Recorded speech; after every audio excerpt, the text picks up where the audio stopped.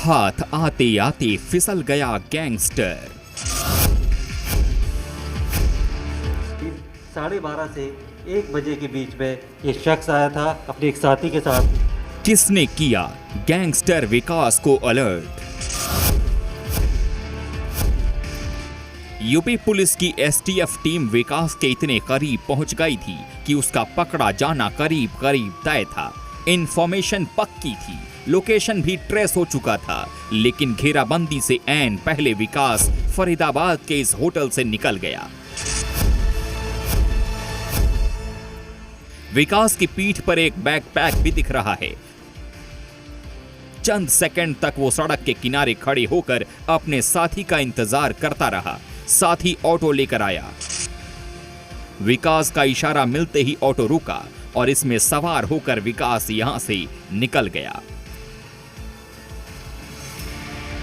बताइए कि विकास दुबे की जो तस्वीर आखिरी देखी गई है, इस दुकान के बाहर से वो ऑटो ले रहा है, कितने बजे की है? पुलिस कब आई थी? पुलिस तो आई थी 4:15 साढ़े 4 बजे के करीब। हाँ, और वो दुबे जी निकल गए थे 3:18 पर लास्ट ऑटो पकड़ा है उन्होंने। अच्छा, हाँ। दुकान भी आए थे? नहीं, दुकान नहीं है। मंगलवार को जब विकास दुबे होटल से भागा तब घड़ी में दोपहर के 3:13 हो रहे थे। इसके बाद शाम करीब 4:30 बजे हरियाणा की पुलिस टीम इस होटल पर पहुंची, लेकिन तब तक विकास यहां से रफू चक्कर हो चुका था। होटल के सीसीटीवी फुटेज में जो शख्स दिख रहा है उसे लेकर दावा किया जा रहा है कि ये विकास दुबे है। ये तस्वीर तब रिकॉर्ड हुई जब विकास होटल के रिसेप्शन पर कमरे के लिए पूछताछ कर रहा था। फरीदाबाद के बड़खल मोड़ पर ओयो के इसी होटल में विकास मंगलवार दोपहर पहुंचा था। विकास दुबे और उसके 2 साथियों ने होटल में रूम बुक करने की कोशिश की, लेकिन जब होटल स्टाफ ने आईडी कार्ड मांगा तो ये लोग यहां से चले गए। के श्री शाशाराम गेस्ट हाउस में विकास दुबे आया था या नहीं, इस पर अभी भी संशय बना हुआ है, लेकिन एक तस्वीर सामने आ रही है। ये तस्वीर इसी गेस्ट हाउस की है और बताया जा रहा है कि करीब 12:30 से 1 बजे के बीच में ये शख्स आया था, अपने एक साथी के साथ आया था और ठीक इसी जगह खड़े होकर उसने इस होटल के जो मालिक है रोमी, उनसे बात की थी। उन्हीं से जानते हैं। रोमी, ये आदमी कौन है, इसको देखा? सर इसने ये 2 जने थे, इनमें से एक ने अपना नाम अंकुर बताया था, जिसने रूम के लिए बात करी थी कि रूम दे दो। मैंने आईडी, इन्होंने अपना पैन कार्ड दिखाया था अंकुर नाम का, पर उसमें ना इनकी फ़ोटो साफ थी और ना ही उस पर एड्रेस था इनका। इसलिए मैंने इनसे कहा आप कोई दूसरी आईडी दिखा दो अपनी, जिससे मैं आपको रूम दे सकूं। इन्होंने मुझे अपनी आईडी नहीं दिखाई कोई दूसरी और चुपचाप चले। सीसीटीवी की तस्वीरों में जो शख्स दिख रहा है उसे लेकर कहा जा रहा है कि ये विकास दुबे ही है, लेकिन पुलिस ने इसकी पुष्टि नहीं की है। तस्वीरों को वेरीफाई करने के लिए पुलिस सीसीटीवी का डीवीआर अपने साथ ले गई। ये बताया कि वो किस लिए आए थे यहाँ पे? नहीं सर, ये हमें इन्फॉर्मेशन नहीं दी गई है। उन्हें जो मुखबरी मिली थी, जो भी उनके सूचना थी, वो अपने आए, उन्होंने देखा और चले गए। तो ये यहाँ पर काम करते हैं, जिनका साफ कहना है कि करीब 4 साढ़े 4 बजे हरियाणा पुलिस की टीम आई थी। उन्हें ये सूचना मिली थी कि इस होटल में विकास दुबे हो सकता है। उसकी लास्ट लोकेशन यहाँ पर थी और वो यहाँ आए, उन्होंने रूम चेक किए और तमाम जो सीसीटीवी फुटेज थे, डीवीआर अपने साथ ले गए, रजिस्टर चेक किया था, लेकिन उस काम का कुछ नहीं मिला था। उसके बाद हरियाणा पुलिस की टीम जो है यहाँ पर थोड़ी देर रुकने के बाद वापस चली गई थी। पुलिस सूत्रों की ओर से कहा जा रहा था कि विकास फिलहाल किसी गाड़ी का इस्तेमाल नहीं कर रहा है। होटल के सीसीटीवी फुटेज से ये बात साबित भी हो गई। सूत्रों की माने तो विकास कभी ऑटो और कभी बाइक के जरिए अपनी लोकेशन बदल रहा है। ये भी सामने आई है कि विकास के पैर में चोट लगी है, इसीलिए वो लड़खड़ा कर चल रहा है। ये भी जानकारी सामने आई है कि गैंगस्टर विकास फरीदाबाद में रहने वाले अपने एक परिचित की मदद से दिल्ली की अदालत में सरेंडर करने की तैयारी में था। पुलिस सूत्रों के मुताबिक मुठभेड़ वाली रात विकास दुबे खेतों के रास्ते भागा था। पुलिस से बचते बचाते वो करीब 5 किलोमीटर तक साइकिल से भागा और शिवली कस्बे तक पहुंचकर उसने अपना मोबाइल फोन बंद कर दिया। यहां से उसने अपने एक करीबी से मोटरसाइकिल ली और कानपुर से औरैया और आगरा होते हुए फरीदाबाद पहुंचा। फरीदाबाद के होटल में जब विकास और उसके गुर्गों को कमरा नहीं मिला तो वो शहर के इंदिरा कॉम्प्लेक्स में बने इस मकान में पहुंच गया। ये मकान विकास के सहयोगी अंकुर का है। रात का न्यू इंदिरा कॉम्प्लेक्स ठीक इसी घर पे जहां पर मैं खड़ा हूं, आप देख सकते हैं मकान नंबर 38 सेक्टर 87। इसी घर में कल विकास दुबे, उसका साथी प्रभात और यहाँ पर अंकुर का घर बताया जा रहा है, यहाँ पर आए थे। चूंकि अंकुर को फरीदाबाद सेक्टर 28 में जिस होटल में वो गया था, आईडी की वजह से उसे वहां पर रुकने नहीं दिया। उसके बाद उसे अपने घर पे ले गए। पुलिस को जानकारी मिली, जैसे ही पुलिस को जानकारी मिली, पुलिस घर पे पहुंचती है। पुलिस जैसे ही दरवाजा नॉक करती है, प्रभात दरवाजा खोलने के लिए वहां पर पहुंचता है और पुलिस को देखते ही वो छत पे भागता है और छत पे भागने के साथ पुलिस भी उसके पीछे पीछे जाती है। जिसके बाद प्रभात पुलिस पर फायरिंग करता है। पुलिस भी जवाबी कार्रवाई करती है, लेकिन इस दौरान विकास दुबे यहाँ से फरार हो जाता है। उसके पास हालांकि गाड़ी नहीं है। कहा यह भी जा रहा है कि वो लोकल कन्वेंस के जरिए कहीं और छुपा हो सकता है, दिल्ली एनसीआर में छुपा हो सकता है। इन तीनों की गिरफ्तारी, अंकुर, प्रभात और उस श्रवण जो अंकुर के पिता है, इन तीनों को गिरफ्तार कर लिया गया है। उनसे लगातार पूछताछ की जा रही है। प्रभात मिश्रा के पास से 4 पिस्टल बरामद की गई हैं। इनमें वो 2 पिस्टल भी हैं जो शूटआउट वाली रात बदमाशों ने पुलिस से लूटी थी। पुलिस की लूटी हुई 9mm की 2 सरकारी पिस्टल, जो कि एक थाना बिठूर और की थी,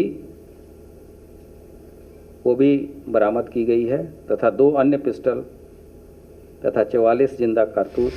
राजू राज और प्रमोद शर्मा और राकेश कुमार सिंह के साथ मुकुंद शाही, जी मीडिया, फरीदाबाद।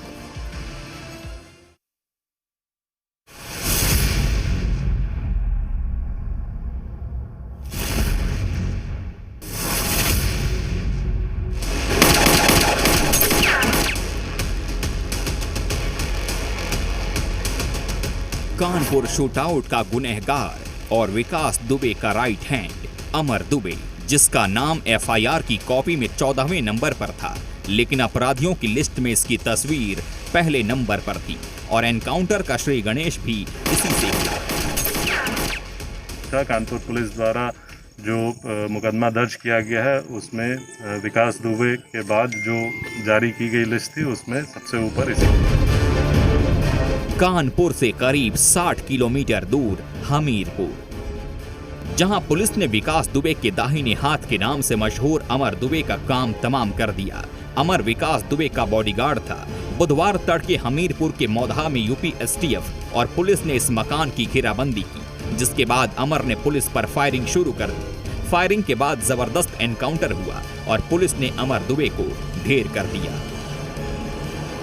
विकास दुबे का एक और साथी मुठभेड़ में ढेर हो गया है। अमर दुबे नाम बताया जा रहा है उसका, और यूपी एसटीएफ की बड़ी कार्रवाई में आज सुबह ही अमर दुबे को मार गिराया है। साथ ही आपको वो जगह दिखाना चाहेंगे कि जहां पर अमर दुबे छुपा हुआ था। बताया जा रहा है कि इस ट्यूबवेल वाले घर में अमर दुबे छुपा हुआ था। कई दिनों से वो यहीं पर छुपा हुआ था। यूपी एसटीएफ की लखनऊ टीम को इस बात की जानकारी मिली और जानकारी मिलने के बाद लखनऊ से हमीरपुर यूपी एसटीएफ की टीम पहुंची। यहां के स्थानीय पुलिस की मदद के बाद अमर दुबे को पूरी तरीके से यहां पर मार गिराया है। अमर दुबे की फायरिंग में एक एएसआई और एक सिपाही भी जख्मी हुए हैं। पुलिस ने अमर के पास से एक ऑटोमेटिक गन और एक बैग बरामद किए हैं, जिसकी फॉरेंसिक टीम जांच कर रही है। पुलिस टीम को और साथ में एसटीएफ की टीम को ये सूचना मिली थी कि अमर दुबे नाम का एक व्यक्ति, जिसने कि कानपुर में पुलिस कर्मियों पर फायरिंग की थी और हत्या की थी, वो उसका मूवमेंट यहाँ पे हुआ है। इस सूचना पर थाना मौधा की टीम और एसटीएफ की टीम द्वारा घेराबंदी की गई। तो इस व्यक्ति ने पुलिस टीम पर फायरिंग की, जिसमें कि हमारे एसएचओ मौधा को गोली लगी और एक एसटीएफ के कांस्टेबल को गोली लगी। बताया जा रहा है कि विकास दुबे जब कानपुर से फरार हुआ तो काफी दूर तक अमर उसके साथ ही था। इसके बाद दोनों अलग हो गए। कहा जा रहा है कि अमर हमीरपुर के रास्ते मध्य प्रदेश भागने की फिराक में था, इसीलिए वो मंगलवार रात ही हमीरपुर में अपने रिश्तेदार के घर पहुंचा था।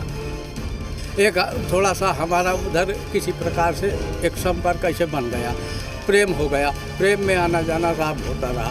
लेकिन हम ये चीज़ से इनके कारनामों से अवगत नहीं थे, ना अभी भी हमें यह था कि ये लोग ऐसे क्रियाकलाप वाले हैं जी। वो जो है कल आया और कल जो है यहाँ से वो हमने तुरंत उसके कहा, हमने कहा भैया हमारे जो है प्राण बख्शो और आप जो है यहाँ से जाइए, हम आपको शरण नहीं दे पाएंगे। वो अमर दुबे ही था जिसने सीओ देवेंद्र मिश्रा की हत्या की थी। बताया जा रहा है कि कानपुर कांड की रात अमर और उसके साथी प्रेम पांडे सीओ को घसीटते हुए लाए और उन्हें गोलियों से भून दिया। पुलिस एनकाउंटर में प्रेम पांडे पहले ही मारा जा चुका है और अब अमर दुबे का भी अंत हो गया। अमर गैंगस्टर विकास का करीबी और उसका रिश्तेदार था। अमर रंगदारी और शराब के ठेकों से वसूली करता था। अमर के खिलाफ चौबेपुर थाने में 5 मुकदमे दर्ज हैं और 25,000 रुपए का इनामी था। अमर दुबे को गाड़ियों और हथियारों का काफी शौक था। उसकी कई तस्वीरें भी सामने आई हैं जिसमें वो हथियार लहराते हुए दिखाई दे रहा है।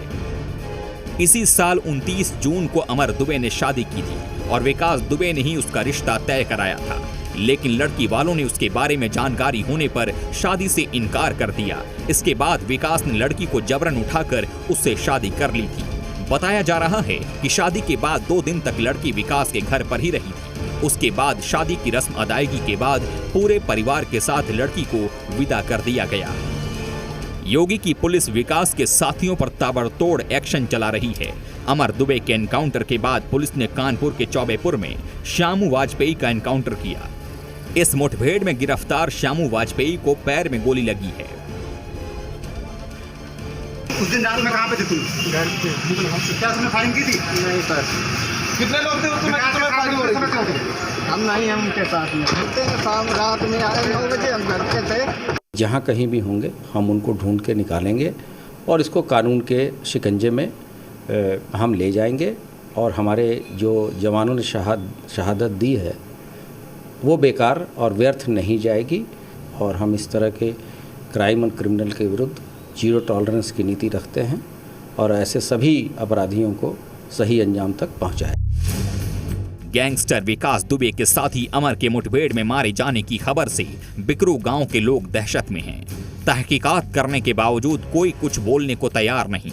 फिलहाल बिकरू गांव में पुलिस का सर्च ऑपरेशन जारी है। मोस्ट वांटेड विकास दुबे के फरार होने से पहले शूटआउट में इस्तेमाल हथियारों के कुएं में फेंके जाने के शक में पुलिस का अभियान जारी है। ब्यूरो रिपोर्ट, जी मीडिया।